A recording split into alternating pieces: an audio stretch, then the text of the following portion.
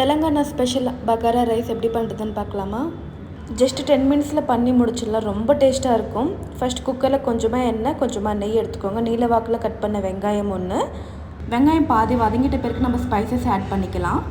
இந்த டிஷ்க்கு ஃப்ளேவர் கொடுக்குறது ஷாஜீரா தான். அது ஸ்கிப் பண்ணாமல் ஆட் பண்ணிக்கோங்க. வெங்காயம் கோல்டன் ப்ரௌன் வந்த பிறகு பச்சை மிளகாய், இஞ்சி பூண்டு பேஸ்ட் நல்லா பச்சை வாசனை போகிற வரைக்கும் வதக்கிட்டு எடுத்து வச்சுருக்க புதினா கொத்தமல்லி ஆட் பண்ணிக்கோங்க. ஒரு தடவை சாட்டே பண்ணிவிட்டு தேவையான அளவு உப்பு ஆட் பண்ணிக்கோங்க. இதில் நார்மல் தண்ணி ஆட் பண்ணுறதை விட நல்லா சூடாக இருக்கிற தண்ணி ஆட் பண்ணுங்க. அப்போ தான் ரைஸ் நல்லா உதிரியாக வரும். இந்த அளவுக்கு கொதி வந்த பிறகு நம்ம ரைஸ் ஆட் பண்ணிக்கலாம். நான் எனக்கு 1 கப் ரைஸ் எடுத்திருக்கேன். அதுக்கு 2 கிளாஸ் தண்ணி எடுத்திருக்கேன். ஆந்திராலெல்லாம் பச்சை அரிசி தான் சாப்பிடுவாங்க. ஸோ நான் எனக்கு பச்சை அரிசி தான் எடுத்திருக்கேன். நீங்கள் வேணால் பாஸ்மதி ரைஸும் எடுத்துக்கலாம்.